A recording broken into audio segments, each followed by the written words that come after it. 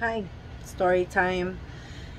So this story is about the time that somebody told me that nobody in the world would ever care if I died. So this is how this started. At the time I was getting, it was, what was it? It was WIC for young children and breastfeeding mothers.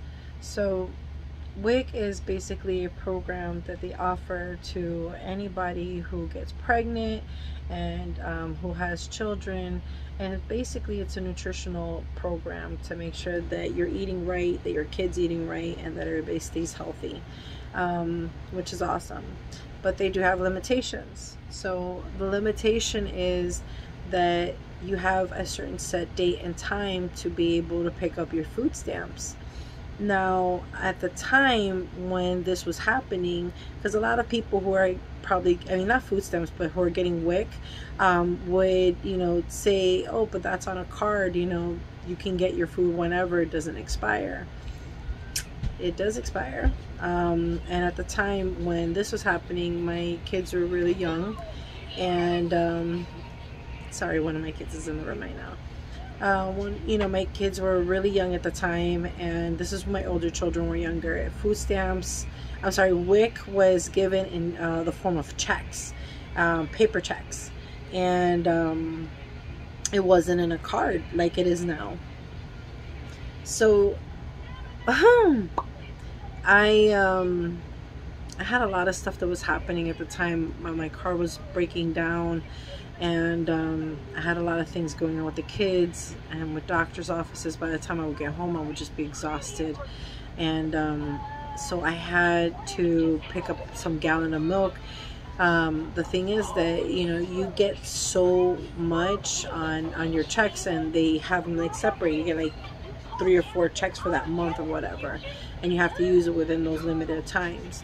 So at the time, I went ahead and it was late. I realized that the following day I would lose out on like 2 gallons of milk. Sorry, 2 gallons of milk, some cheese and some cereal for the kids. So I was so concerned and worried that that was going to happen, that I went to the store very late at night, and you have till 12 midnight to be able to use these WIC food stamp, like checks. So I went ahead and I waited in line. It was Walmart. It was super packed, and the line was so long that even though I got to the register with enough time, it was almost over a half-an-hour wait at the line. So I started looking at the time, and it was literally like maybe 10 minutes. Sorry, hold on one second. So I was paying attention to the time and realized, sorry, just one more minute. Busy life of a mom, sorry. So basically, I started asking, some of the people waiting in line who were in front of me if I could please cut, because of the fact that I only had so much time to be able to use my food stamps, WIC checks. And I was running out of time, and if they could allow me to go forward.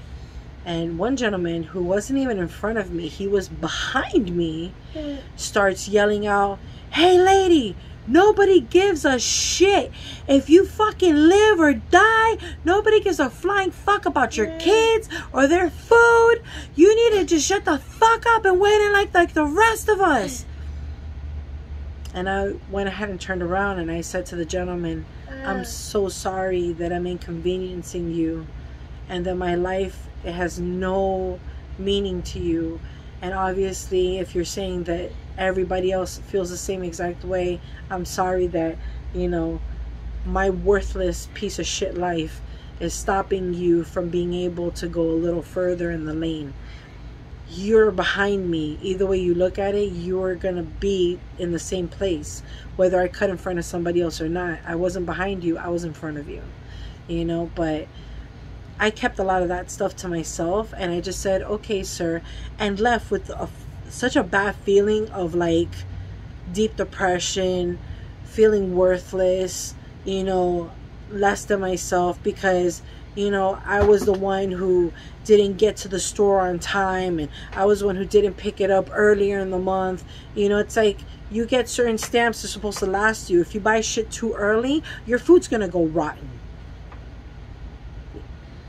And if you don't use it, you lose it. So for me, it was like, it was just circumstances that caused me to be at that moment, you know, where it was at the last point. But yeah, it was that point in my life when I had young children, because they only give you these WIC checks when your kids are like, oh, sorry, 5 years or under. So, wow. It's, it really sucked that day, you know, to have somebody tell me that, and how worthless I am to them in their eyes. And, you know, obviously they were having a bad day. They, you know, end up yelling at their woman towards the end of being in line. He ended up yelling at his girlfriend or wife or whatever they were to each other. He said, stay here, I'm gonna go get a smoke, this is bullshit. And then he just walked away. But not before having to tell me how worthless I was and how nobody would give a shit if I lived or died. So that is a little story time about the time that I was mistreated in public at a Walmart at the register. And it just really sucked. So yep, anyways, I thought I might share that story time with you guys. I hope you liked it. If you didn't, scroll to the next one. But anyways, no, I hope this video sees everybody well, and I hope everybody's having a great day.